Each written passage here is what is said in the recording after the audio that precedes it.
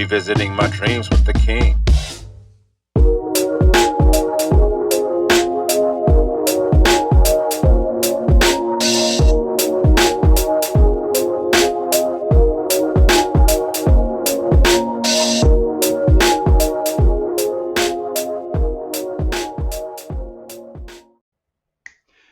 Yo, good people, welcome to the ride, a journey to your dreams. I'm your host, Johnny King III, aka Still Chill Leroy, and this is the Revisit Your Dreams podcast right here on the Revisit Your Dreams channel on YouTube.com. We have a very special show today. I have two very special guests with me today.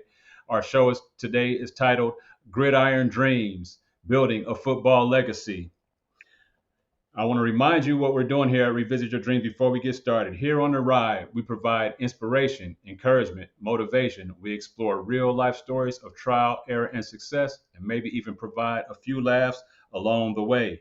My very special guest today is a native of Paducah, Kentucky, currently a resident of Nashville, Tennessee, a passionate leader and a persistent visionary. She is the founder and owner of the Tennessee Enforcers, a football franchise of the American Women's Football League.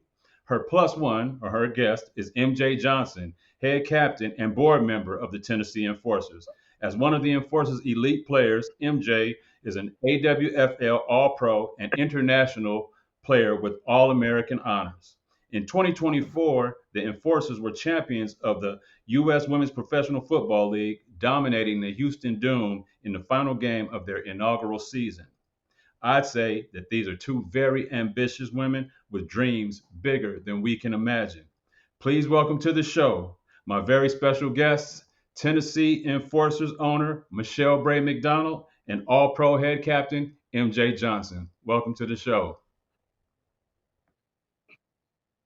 Thank you, Johnny. Thank you for having us. Appreciate it. That was so nice. I know, right? I'm like, You're welcome. You're welcome. I'm sure the resume could have gotten a lot longer. I probably could have added a few more bullet points because I know you guys have done some great things. But welcome to the show. Glad to have you on. And I like to start off each episode by letting our audience know how I know each guest. Each guest that I interview on these episodes is somebody that I know personally. I've had some form of a relationship with in the past, whether it be, peers, coworkers, someone I went to school with, high school, college, worked with in the past. Um, I'm just now meeting MJ, but Michelle is someone who I worked with years ago. We worked together at Academy Sports, and what we're here to talk to today about is a vision that she shared with me many, many years ago. Back then, I think it was like in 2012 or 2013. Before we even got started, and Oh, the wow. culmination of her vision is real, and it led to a championship last year for her in that effort. I'm very proud of her. So I'm looking forward to bringing that information to you. Michelle, do you have any recollection of or any feedback on how we met? yes, absolutely. When you came aboard Academy Sports and Outdoors, we were at the Mount Juliet location. And I already knew that you had been involved in football yourself because, along with Mr. Ronnie French, who does he not know? But you all started your relationship way back then as Mhm. well in football too. That's it. Laverne Yeah. Wolverines, I do believe it was back then. And so that's how I kind of met you. And then with Academy Sports and Outdoors, and we just got more and more involved in the football. And you were around me when I kicked off with Yep, the yep. Antioch I Ravens. remember those early days. I remember you trying to get sponsorships in the early days. I remember even, first meeting your daughter Robin, and when she worked there for a stint too, and talking to her about her dreams and aspirations on the music side, and even in athletics. So that's very fond memories that I have. I don't remember every single working relationship unless it was positive, and this one was definitely a positive one. So, welcome to the show. Y'all ready to get started?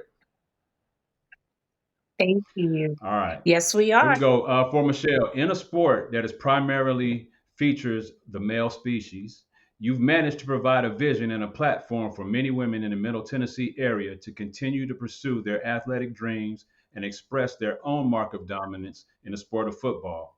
As the proud owner of the Tennessee Enforcers, talk about your proudest moment with this team. I would definitely have to say our proudest moment is when we won that championship and we dominated the Houston Doom. For one, we had a complete undefeated season. Number two, that was our third time beating the Houston Doom. And not to mention that their head coach was an Wow. NFL football player. So, and then the biggest part of it though was to see these women that have been so diligent and dedicated to the training of the coaches and all that we put into them to get them to that point. Because some of these women that have played with us, Johnny, have been playing for 10 plus years and have never, ever, ever won a national championship. So it was a complete first for them to be able to do that. And I'm even getting goosebumps right now, still thinking about it, to know that these women had came to me and asked me to start a team up in order because they believed in me and knew I would get them to that point to where they could actually call That's themselves that's an champions. amazing moment to share with the team who was newly newly, put together, and to, like I said, culminate your vision of, starting a football franchise. I know you started with youth football, and we'll talk about that shortly. But then to, branch off and to branch into adult women's football and give, women a voice and a platform. They believed in you, but you also had to believe in them. You had to believe in that vision. You had to believe that it could Mhm. work, and it would be worth your time and your investment. And Yep. so amazing. Kudos to you. Congratulations to Tennessee Enforcers that season. Congratulations to MJ and everybody on that squad. Um, Michelle, you and I worked together for nearly a year and a half at Academy of Sports, and I helped. It actually, you talked about Mount Juliet, but I believe we met at the Smyrna location because I helped open that store at the Smyrna location, and I believe we spent some time at Mount Juliet as Yes, well. you But I did. think it was the the Smyrna location where we actually started. But I made several lasting friendships with some of my peers, one of them being you. And I specifically recall the conversations that you and I had about you getting this organization started, that you wanted to have a youth football program, and that you wanted to get one started. I remember you seeking assistance from trying to seek like sponsorship from different organizations to get started. Those early conversations were Mhm. meaningful to me and memorable to me, which is why you're on here right now. And so I'm personally very proud of you for following your vision and to complete fruition. And your vision has surely evolved and solidified into something that's impacting a lot of people. Talk about those early days, though, before you ever got anything solidified, and how you went about the different stages of growth and development of your dream and vision. Well, again, Johnny, it started back like we all know with the youth football because for me personally, I've always loved football. Growing up as a young girl, and yeah, I'm gonna go ahead and say it. I was all into some Dallas Cowboys. 10 years old. I didn't know any better. I'm sorry, y'all. Don't hold that against me. No, I'm just playing. Nothing wrong with that. But I was a fan of Tony Dorsett, Too Tall Jones, Drew Pearson. I remember as a little girl sitting there, I would have a roster written down with all their numbers, their stats. I had poster of them, everything. Never imagined in my life that I would be able to take it to this point because even then, believe it or not, everybody thought I would end up being a dancer because I did tap, jazz, ballet. I studied in Point Park College in Pittsburgh, Pennsylvania for years. We're talking 8 hours of dance, Monday through Friday, all those types of things. Auditioned for the movie Tap. A friend of mine was supposed to be in that movie, but because I was so young and they were recording it during school season, my parents wouldn't allow it. So I would have actually been in the tap scene with Gregory Hines Oh, if it hadn't been for that. So yeah, so everybody just always knew Michelle was gonna be a dancer, a dancer, a dancer. I did a lot of choreography for a lot of different schools and things like that, so again, never imagined in my life that I'd be where I am right now working in football. And then, of course, moved here to Nashville with my little one, Miss Robin, who is now 29 years old. Can you wrong, believe super that? wrong. And she was so involved in music as well. So I pushed her to do whatever she desired to dream. And her thing was to be a percussionist. And she killed it. She did a wonderful job. Ended up going to college at SAE Institute, audio engineering degree. Very proud of her. So continuing to push everybody to elevate in whatever they want to do and what their dreams are has always been big for me because my parents always pushed that for me. But being here in Nashville, I got attached and started seeing youth football. Started talking to a lot of different people and started seeing the different things that I was seeing. So I was like, oh my God, I love watching these young kids out here doing what they're doing on this field, from ages 5 all the way up. And then it just came to me to get it started. And I started talking to a lot of other people. Next thing you know, we had the Antioch Ravens out there. We ran that for about a good 5, 6 years, hooked up with Ronnie French. We took that one to a whole new level. And then it just got to the point to where, we're like, okay, we're going to retire. We're going to sit back. But the itch was still there, Johnny, for football. We couldn't let it go. Yeah. Couldn't let it go. Met some wonderful young women that were playing the sport. They were feeling down. They were feeling unhappy. And they knew who I was. They knew Ronnie French. They knew how we were about football. Stepped up to me and said, "Hey, Michelle, will you please start a team?" Me and Ronnie looked at each other, scratched our heads. We're like, do we really want to Right. do this Right. again?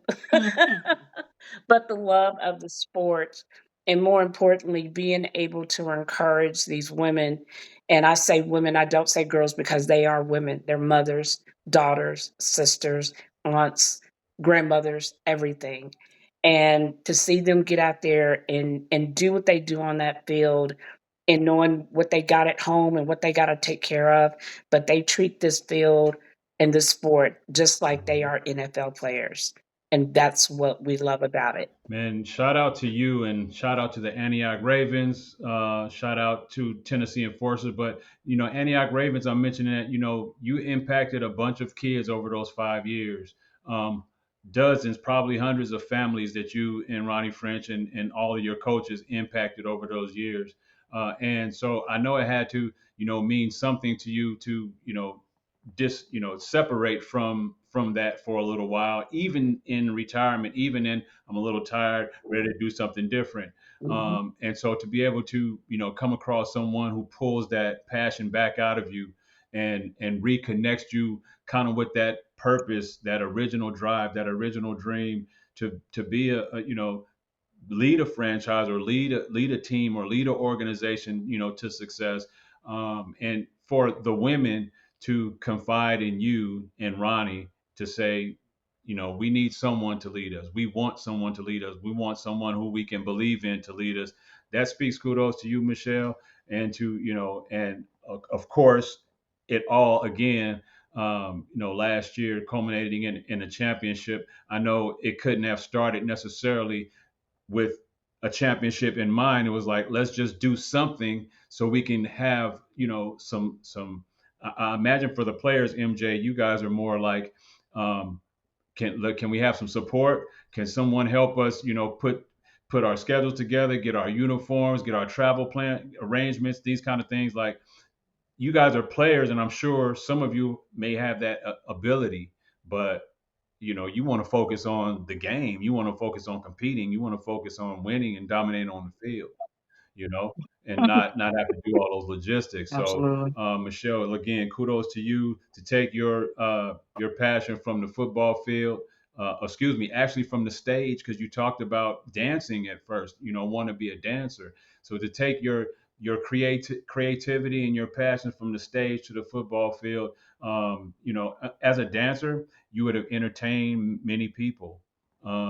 As a football coach and an owner of a football franchise, you're impacting hundreds, maybe even thousands, especially when people see, reports like this and see stories of yours. When you go back to Paducah, Kentucky, to your hometown, you're giving people something to look up to say, if she can do it, I can do it. And even if it's not my original dream, Mhm. there's a pivot possibility for me. There's something I can evolve to And I just think that's amazing. Not enough of us find that evolution, and sometimes we stop doing a thing and then that's it. We just waste away after that. So kudos to you. Um, as it relates to the enforcers, talk about your team colors and your symbols and the name. How were they selected and what do they represent? Well, team colors comes from the respect that I have for Ronnie French. Um, that man has, as we all know, what, 30 plus years in Mhm. football, and he has worn everybody else's colors except for his favorite team, Pittsburgh Steelers. That's where the colors come from. I wanted to give him something that I know that he would be very proud to wear. He would never get old and tired of wearing, and he can now represent a team that he's been the biggest fan that I possibly know Mhm. of, and give him something to be proud of as well. So that's where the black and yellow comes from. But I had to add my little touch in there with the gray. Yeah, yeah. So that's where the black, yellow, and gray come in at. But that was in honor and respect to Ronnie French. That's Awesome. how that came to be. Okay. Um, the name Enforcer, it was a lot of tossing and turning and trying to pick a name that I knew that would stand for something that would be very impactful when you say it, when you look at it, when you hear it. What are we doing? We're enforcing. We're enforcing the field, we're enforcing the sport, we're being enforceful of these women. So that's how I came up with the Tennessee Enforcers. The the logo itself, again, something that I sat there, played around with, searched over the internet, see what I could find to put together, and then I got with Antoine. He and I back and forth. I'm like, now do this and do that. Fix this, change this, do this, make that happen. I want to see this. I need this to be bolder. And there it was. And it popped out, and there it was. And that's how it all So came. that Yep, sword and shield. sorry, go ahead, MJ. No, I was just saying it's the sword and shield. It's pretty much the epitome of what an enforcer is. So I mean, we don't play. So when we're on the field, we don't play. So yeah, I love our logo. That's dope. Logo. That's dope. I'm I gonna do. put for the audience. You'll see it pop up on the screen here at some point. I'm gonna record it. I'm gonna put it on when I do the in the editing process. This may not be this portion of me talking might not be in the editing process, but I'm gonna put it up on the screen for the audience to see. I think it's a great logo. I think those colors are very powerful, very dominant colors, very bright but dominant. When you talk about the black and the gray as well. The name, the Tennessee Enforcers. As soon as I see it, as soon as I saw it and heard it, it immediately resonated with me.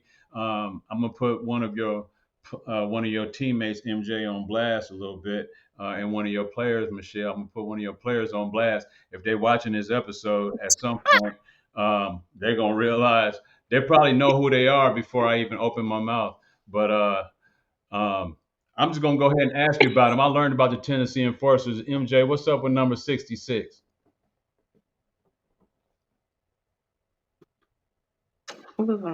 66. That's two tone. No. Is that two tone? Sierra.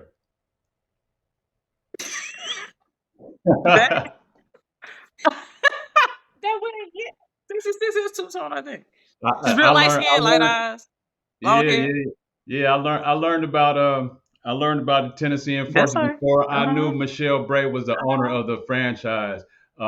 Through I worked for a short period of time with Oh Sierra, wow. and she showed me the uniforms. She brought it. She was so excited when we Okay. got the new uniforms, and she brought it into work. And she was like, "Look at the new uniform." I was excited for her. I was like, "Man, these are dope. These uniforms are dope."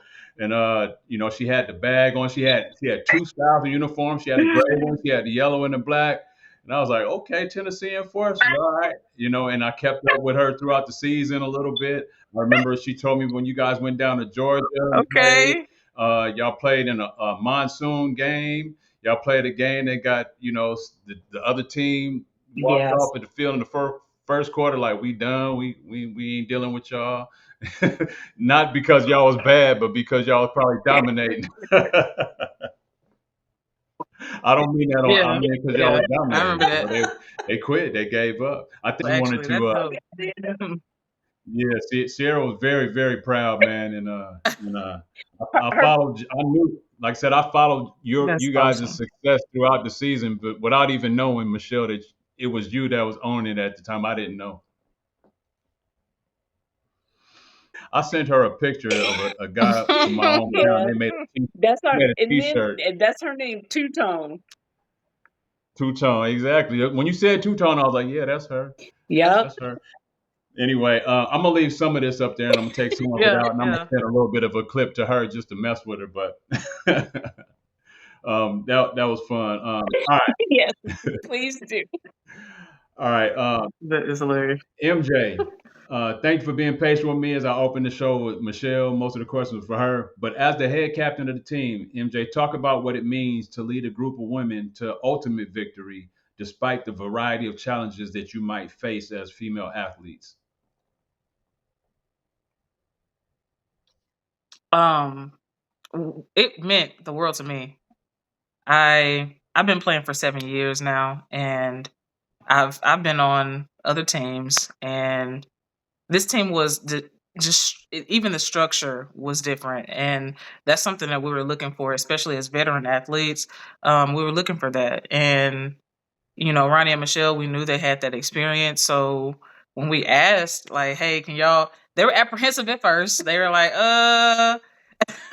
but we convinced them, and it's been a wonderful experience. There are a lot of different personalities. It is women's football, but overall, it just felt amazing. Like my heart just exploded when we won that championship, and I was boohoo crying, because again, we've never 7 years, and I've never won a championship, never even got to a divisional,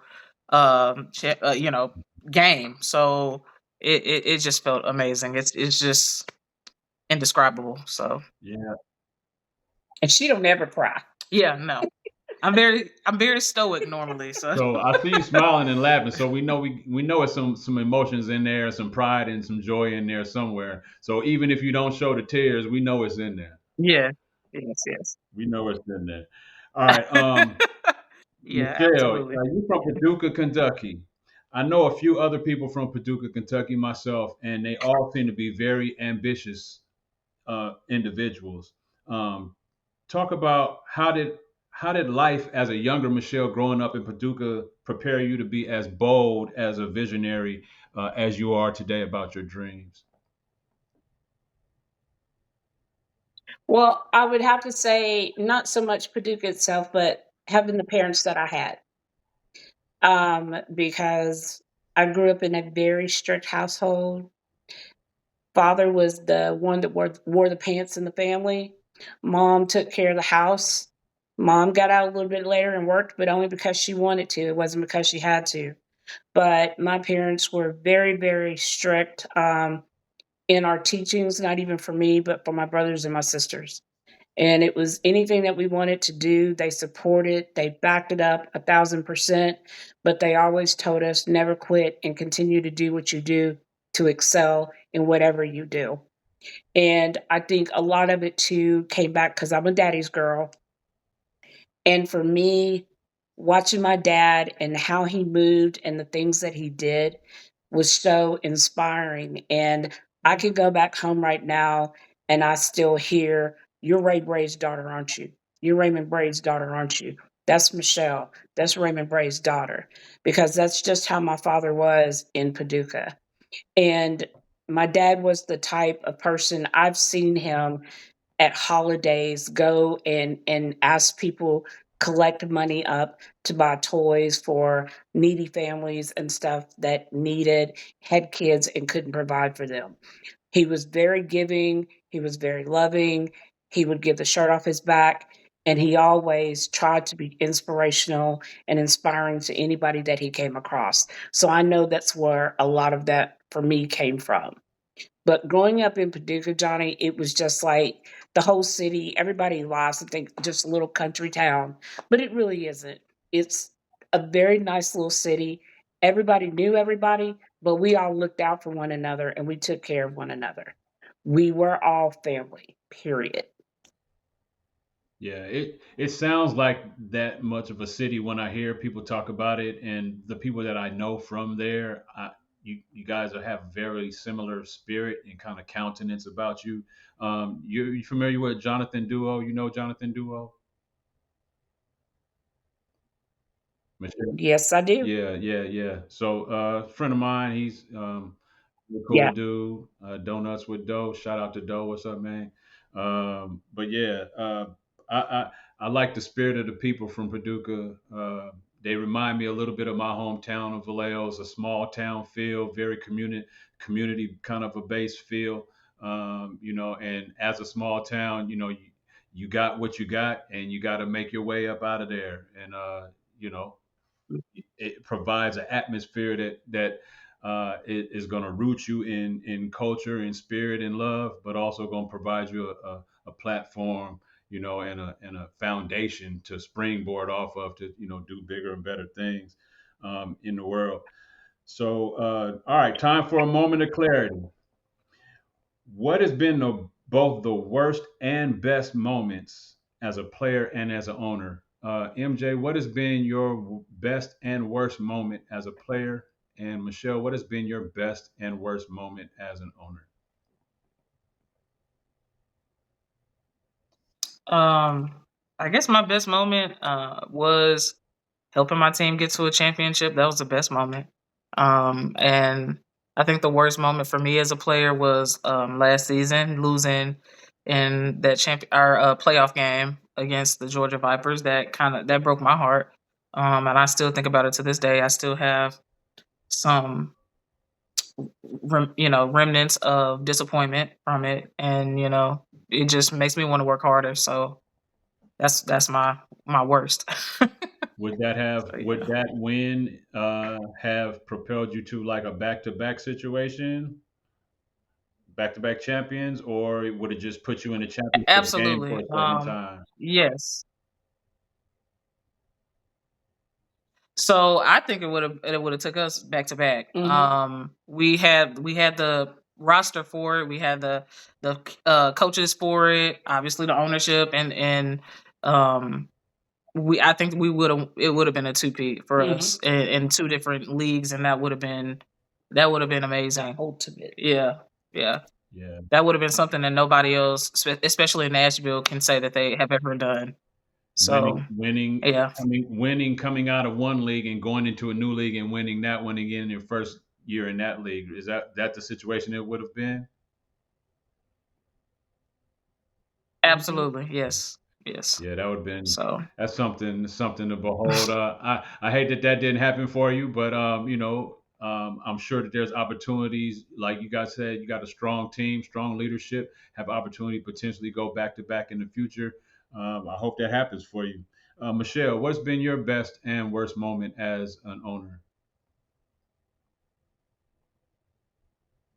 I would truly have to say my worst moment was at our all pro game oh my God. in Charlotte, North Carolina. Jesus. Oh my gosh, Johnny. I The heat. forgot all about that. Oh, Okay. the heat on top of the turf. I mean, there were players' cleats literally melting in the turf. That's It how was hot it was. so bad. We had players that were peeling out of their uniforms. I mean, that was to see all of them. And when I say all pro, you got to remember we've got girls from all over the entire league on our side. We're running over here with fans and ice and water, trying to keep them cool, trying to keep ourselves cool. One of the players had hit the turf, and Johnny, it literally took the skin off her leg. And she had a tattoo, and you could see the tattoo on the white meat. Oh man. Yeah, that was Oh, the worst moment as an owner. as a player, as a whatever you want to call it, a water boy. It was horrible, but it was the heat that made it so bad. I've never in my life experienced anything like that before. Mm. Never, Yeah. never again. I can only imagine. I can only Never. imagine, as you know, for the players, it definitely is a extremely uncomfortable situation. And then, Michelle, as the owner, as the leader, as the person who is, providing the platform or helping to put them in a position, almost in a motherly way, it's kind of like, you putting your babies out, Hmm. and that's challenging to deal with, knowing that, they're Hmm. getting injured, burning up hot, they're exhausted, but they still want to keep fighting, and so kudos again to MJ, Oh, because I've been on the football field on the sidelines just as a coach, not as a player, as a coach in extreme heat. I can only imagine what that's like as a player, especially on turf. I couldn't even imagine that. Yeah, but no, it was Michelle, it was bad. the killer part about it though, Johnny, the killer part about it though was they would come off for a minute or two and they would get back and go right back out there on the field. One's over here throwing up. She gets right back up, goes out there on the field. One's sitting on the bench rocking like she's Sophia because she's so hot, but gets back up and goes right back on the field. That was amazing to see them do that. yeah. I was like, oh my gosh. If you guys are watching, this episode is titled Gridiron Dreams: Building a Football Legacy. And, you have to be a dreamer. You have to want this enough to be able to take a team to that situation and to, as a player, stay in that situation, keep putting yourself in that situation, play after play, down after down, putting yourself through that, and as a result, along the way, each play, each game, each season, you're building that legacy. And sometimes you got to go through those challenging games to get there. But they also help those memories, whether they're the worst moments or just challenging moments, also help to build that camaraderie amongst your group, and that bond Mhm. amongst your group, that, when it all hit the fan, we all rolled with the thing and dominated. We all did what we had to do. None of us, backed out of the situation. So, proud of you guys for that. Michelle, once you didn't share your best moment. I know it's probably going to be the championship, but if I could ask you for a moment outside the championship, what's your best moment as an owner? Wow. It's almost like, Johnny, I have so many best moments, but I think for me, um, it's a combination of the best moments is when we're all traveling and we're on the road going to an away game, and the way we run and we come out thick, deep, and we have such a wonderful time together.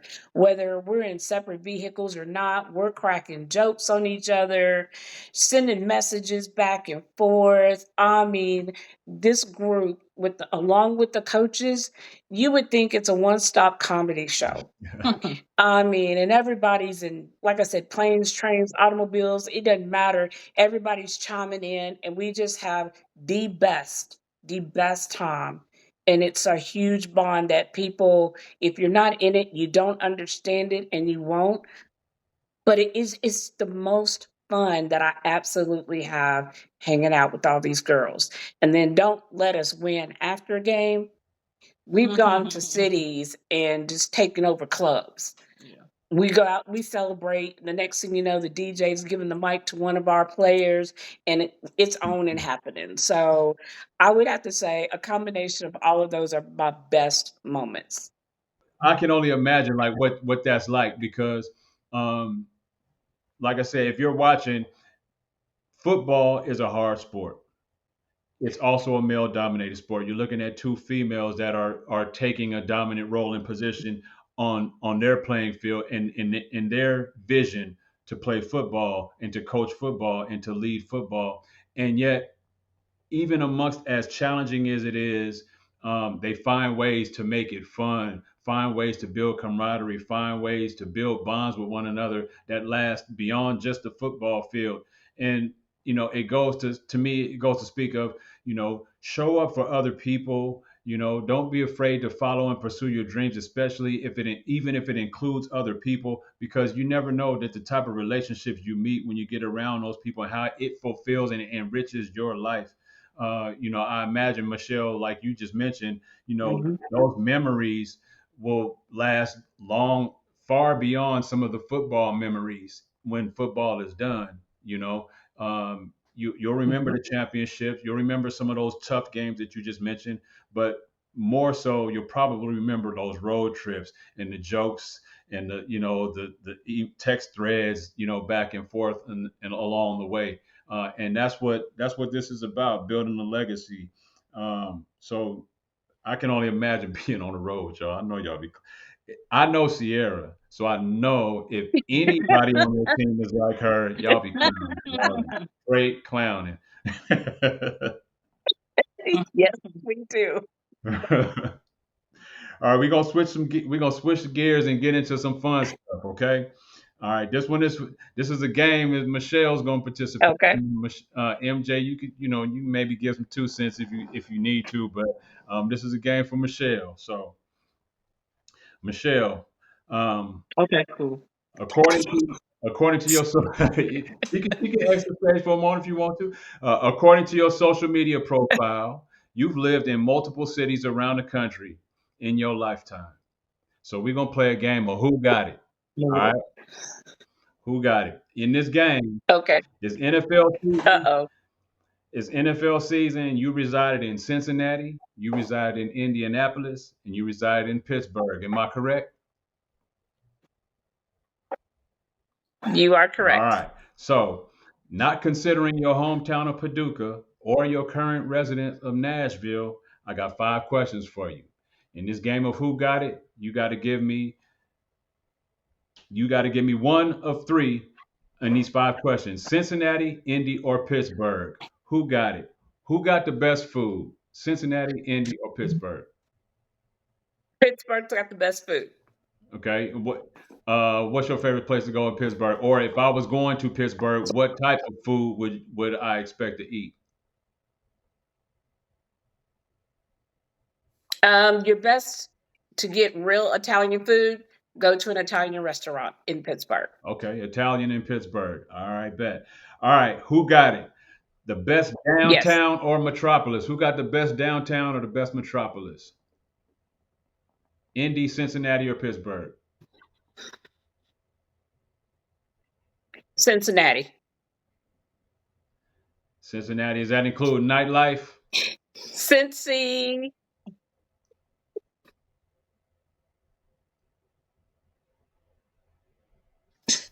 Yes. I had to think. Yes. Yes. Cincy nightlife. Yes. All I've right. heard some of your Cincinnati. Be quiet. Cincy got it. Cincy got it. All right. Cincinnati, Indy, or Pittsburgh? Cincinnati, hands down. Cincinnati, Indy, or Pittsburgh? Who got it? Which city is the most diverse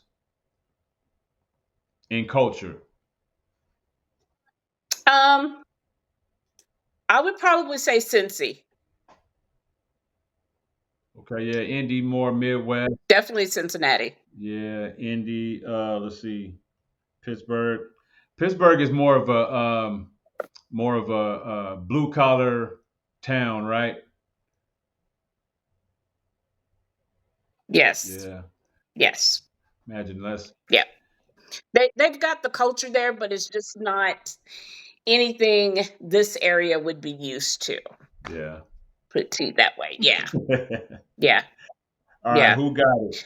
It The would be a best music total flip from scene. here. But yeah, Who got the best music scene? Indy, Cincinnati, or Pittsburgh? I'm gonna stay with Cincy. Man, Cincy running. Cincy is popping. Cincy's popping. All right. Yeah. You gonna make Ocho Cinco proud with all these Cincy conversation.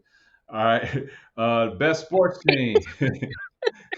Best sport. Now this best sports team. Cincy teams, not just football teams. Cincy, India, Pittsburgh, and you lived in them, so you probably watched some games, probably been a fan of some of them. You talked about naming, giving the enforcers the colors after Pittsburgh Steelers. So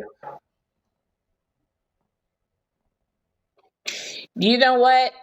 I honestly, it would be a tie between Cincinnati and Pittsburgh because both of their cities have your Major League Baseball, the Pirates and the Reds, and they both got their NFL teams.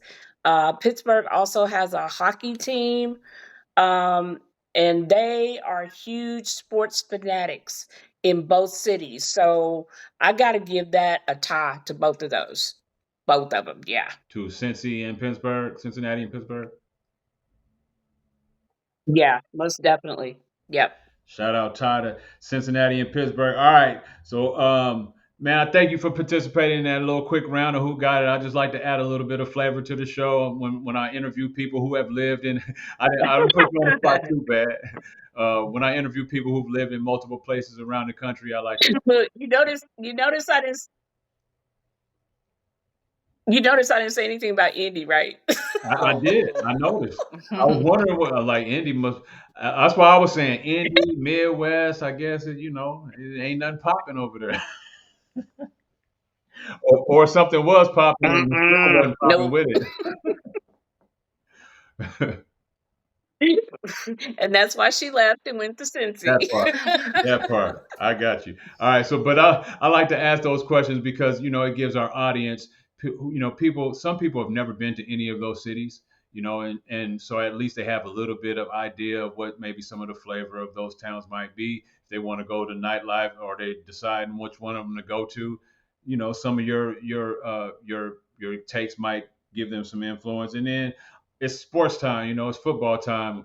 Everyone lives somewhere near a sports team, even if it's just a college. And I like to see where people's passions lie and how much people know. You're a football. I would say I would call you a football icon at this point, being a leader of a women's professional football team and have won a championship in that position. I would call you a football icon. So to hear from a football icon what her take is on the sports Thank on the you. sports scene, in different parts of the country. I think that's great. MJ, I'm just gonna go ahead and ask you. Not who got it, but football wise, who I know you live in Nashville, but I don't know where you're from if you're born and raised here, and so I can't assume who your allegiance might be to. But who you run with in the NFL? Who's your favorite NFL team? It's kind of embarrassing. I still Dallas Cowboys are that's just a family thing for me. I am originally from Tennessee, born and raised, so but family tradition, Dallas Cowboys. But one of my favorite teams to watch, honestly, is the Eagles. So Yeah. I'm offensive line. I play offensive line and defensive line. So just watching, especially their O line is just amazing. Mhm. So I love watching that team. Yeah. Yeah. She likes Jalen. Jalen. Hey, Jalen Hurts is the dude, man. Jalen Hurts is the dude. That Everybody team, loves Jalen. that Eagles team, man, is an amazing team, man. I think uh, they're ending Kansas City's run for it. I think their run for dominance in this decade or this era Yeah, is probably over. I don't. That doesn't mean they won't win another one or they won't yeah. compete. But as far as the dynasty team that we're gonna win 3 or 4 in a row on, that ain't gonna happen. That ain't gonna happen. They might not ever win a back to back Nah, again. yeah. So it won't be It's that down done. anymore. And nothing wrong with the Cowboys, man. They just shouldn't have never Yeah, after that got rid last of game I Michael watched, Parsons. yeah, nah. They shouldn't have got rid of Michael Parsons though. I would have never done Yeah, that's why I said, I'm not proud, but that. that Jerry, was not a smart moment. Jerry gonna be Jerry, man. Yeah. All right, we almost done here. Got a couple more questions. But I'm taking my dream and vision into my own hands and operating this podcast venture, just as you've taken, Michelle, your vision for sports and turned your dream into a sports team. Knowing what you know today, What would you tell a room of individuals who wanted to dare to pursue their dreams down an uncharted path such as you did? Wow. Um, be set to almost give up your personal life to a degree, because dealing with what I go through on a daily basis, um, and for me, it's it's personal. I am very personable with these women, because they do so much, Johnny, like I said, on the field and off the field. And to be able to hold themselves mentally and be stable and structured, they need that guidance. So you have to be prepared to be able to open yourself up, give up some of your personal self, and be there for these women, support them on the field and off the field. And it's got to be 100%. You can't be 50% about it. If you're not 50% about it, then you're not 50%, or you're not 100% about producing what we put out there on the field. So all in all, be prepared. You got to be open. You got to be ready. You have to be flexible. You have to be approachable. You have to be just an all around person that can prioritize, then can also put your personal feelings to the side and think about what's best for that individual, as well as what's best for 35 other women. So it can all blend together, Yeah, but you can do it. that's coming from a Put your mind leader. into it. That's coming from a leader, an experienced leader, and it doesn't matter what leadership position or leadership role you're taking, whether you're a coach, whether you're heading up an organization, whether you're leading men, women, or children.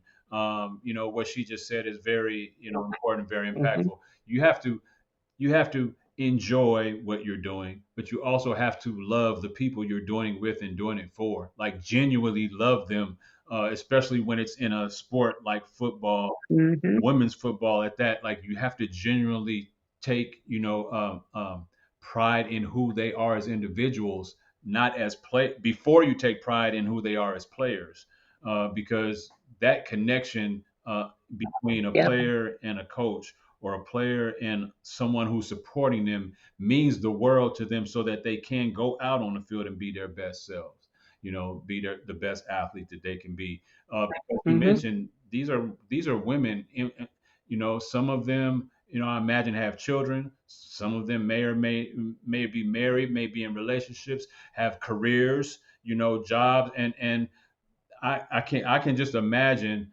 even if I was a man, I'm a man, I am a man, but if I was playing football, I can only imagine how much time that'll take away from my family and my kids and my household, and even just my own personal Mhm. other things I want to do in life.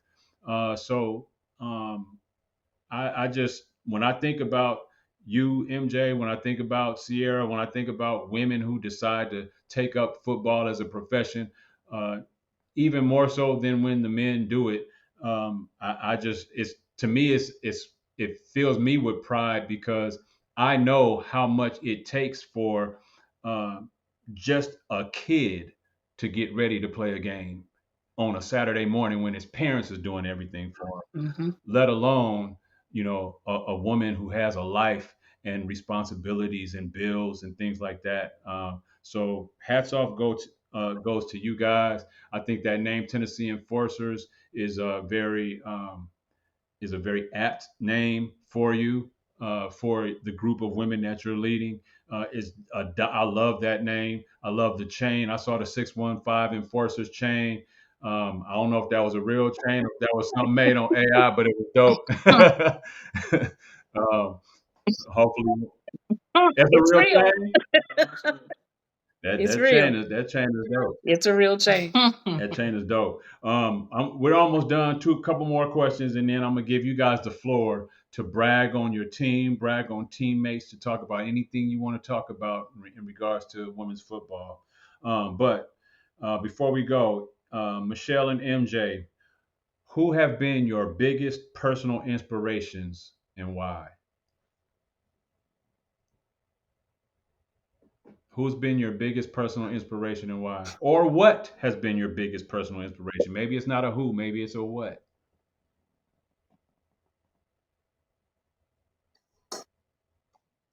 My biggest inspiration, all of these women and my daughter. That's my inspiration. That's what keeps me going and keeps me driving and pushing. And through it all, Johnny Robin is always right there by my side. She helps me in anything that I need. She takes on a lot of the brunt of it when people are mad and upset at her mom because she knows what her mom is going through and how her mom feels. Um, but she still pats me on my back and cheers me on and keeps me going.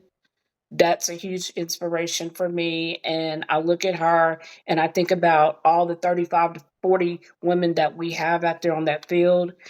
And it's just to watch them elevate, to watch them grow, to watch them develop. It inspires me to even want to do even more for every one of them. Not just one, not just two, but for each and every one of them, regardless to whether they think it or not. But they do. They inspire me to keep doing what I'm doing. Shout out to Robin and the rest of the ladies. Okay. MJ, what has been or who has been your biggest inspiration today and why? For me, I have a couple of inspirations, but one of my inspirations is definitely those little girls out there who are watching us. We pretty much are setting that example for them in the sport of women's football. This sport is still growing, and it's all about us being able to nurture it, to get it out there. You know, they've sanctioned girls flag football all across the nation in high schools now. So they're looking at us, they're watching us. They want to be enforcers. So I think that's important for me. That's what drives me. That's what gives me purpose. Also, you know, just Michelle, watching her. Michelle is an inspiration as well. Her and I have many conversations, and I do know a lot of the things that she's going through. Some of them I go through with her, unfortunately, but no, I know what she goes through. I know the sacrifices that she has made. Some people don't know what she has to do to put on, you know, the face of all these hats. Mhm. You know, she's the owner. She sometimes she helps coach. She's a pretty much a counselor, you know what I'm saying, Mhm. to a lot of these girls. She's a mother to a lot of us. So that's inspirational to me as well. And that keeps me going. And, you know, I love to get on that field and play for her, you know, just because I think that she has just gone above and beyond. And a lot of people don't really realize the background of what all goes on and what all transpires, but it definitely inspires me as well. So, Yeah. Yeah. Very good inspirations, you know, and I find what you find is you're inspired by someone else, but someone else who's close to you and someone else who is also helping you and being part of your journey. So like Rob, you know, Michelle being inspired by Rob and MJ being inspired by Michelle, it's all kind of full circle because you guys are together in this venture, together in this dream, together in a common goal. Whereas Michelle, you know, you're not actually playing, but you still share the same goal to see these women succeed. MJ, you're not actually leading the charge from those shoes, but you still have the same goal to see the women that you know take the field with succeed. And so you know it's a testament, like you said, to those young ladies who are watching. You know, I think there's something to be said about carrying yourself in such a way in a today's world where you know in sports, women are the platform is growing for women's sports. Like you said, they're introducing flag football into into high schools all around the country. I remember when I was in high school, they used at the end of the I don't care, maybe it was at the end or before the beginning of the football season, they would have girls what was called powder puff. They would have a powder puff game, and all the girls Mhm. in the high school would have jerseys. They wouldn't have pads on, but the guys would take a day or afternoon and show them how to do a few things on the field, and they would be their coaches, and the whole school would come out and watch the girls play against one another in football. Do you guys remember that? Do you have that experience at your high school at all? I did not, but I've heard that from a lot of girls. I did not get a chance to do that at all, but I think that's cool. And it honestly, some of my teammates, that's what inspired them to continue on with their football careers. Is that one powder puff Mhm. game? And they're like, yeah, I played once and I just loved it. So, and they're out there playing with us. So, Yeah, yeah. and I was carrying that story on. Thank you for adding that because in that when I was in high school, there was one girl. Shout out to. I hope I'm not putting her on blast, but I think she knows. Everybody knows. She was, one of the toughest of us, even to do. Sometimes when it came to the sport of football, she wanted to play football. Janice, shout out to Janice Montgomery from Vallejo High, but she wanted to play football, and she succeeded. I think our senior year, they gave her a spot on the football team. I can't remember what she did, and she didn't get on the field that much, but they let her play, and she was that adamant about wanting to play. And so, the reason why I'm bringing that up is because what you guys are doing is inspiring to other young ladies who might be like Janice that said, I want to play. I don't care how tough you think I might not be or what I might not be able to do. I know what I can do and I want to. And now through platforms like Tennessee Enforcers and U.S. Women's Football, American Women's Professional Football League, you guys are allowing people to pursue their dreams in that way. So shout out to you. Shout out to Tennessee Enforcers. I am going to now give you the platform. I thank you for being patient with me and answering these questions. I hope I didn't bore you with my questions, and I hope I didn't, make you nervous and put you on the spot any at all. But I'm going to give you the platform right now. Michelle, you can go first if you want, and then I'm sorry, MJ, you can go first, and then Michelle after. But the floor is yours. Take the opportunity to brag on anything you want to brag on. Talk about your team. I don't care what you want to talk about. If you want to take 5 minutes to talk about Jalen Hurts, that's up to you. Platform is yours. I will say this: we are recruiting. Okay. For any of ladies in the Nashville area that are watching, or in the Middle Tennessee area that are watching this, we are recruiting right now. So, you can go to our website or you can go to any of our social media platforms. And we're on TikTok, we're on Instagram, Facebook, we're everywhere pretty much. Yeah. So if you are interested in playing, please, please, please hit us up, DM us. We're available and you'll love it. You will love it. So All right. that was my plug.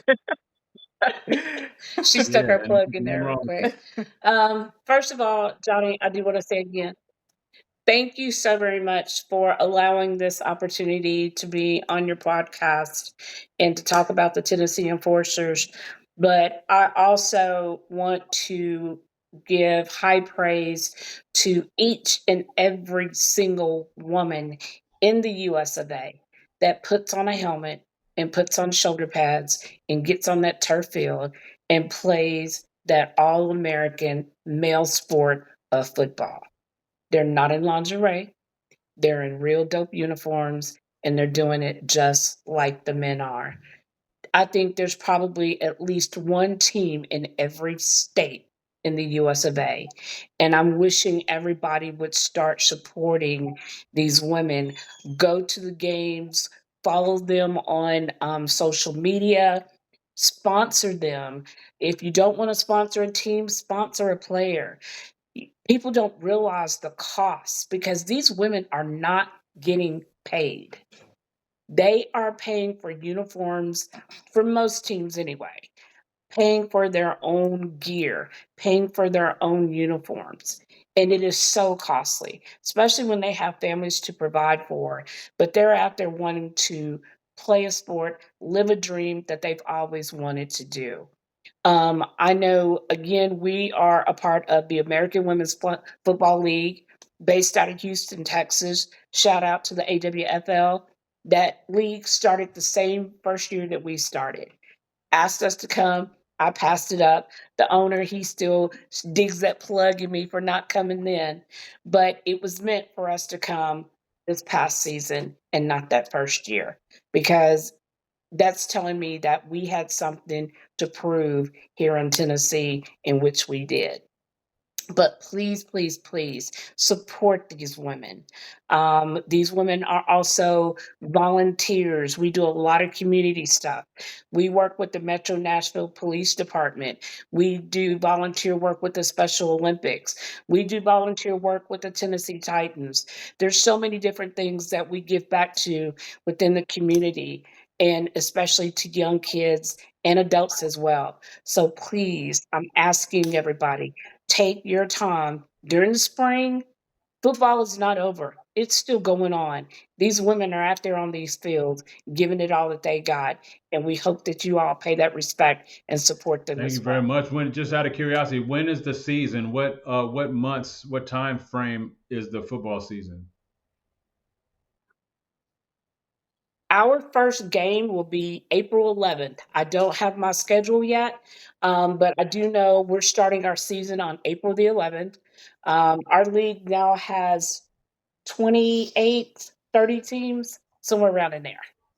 So that's a lot. And again, we're all over the US. So there's no telling what our schedule is going to look like. So, but yeah, April the 11th will be our first game for our And entire last league. question, I know you don't know what the schedule going forward is going to look like, but with last season's schedule, what type of cities did you visit to play in?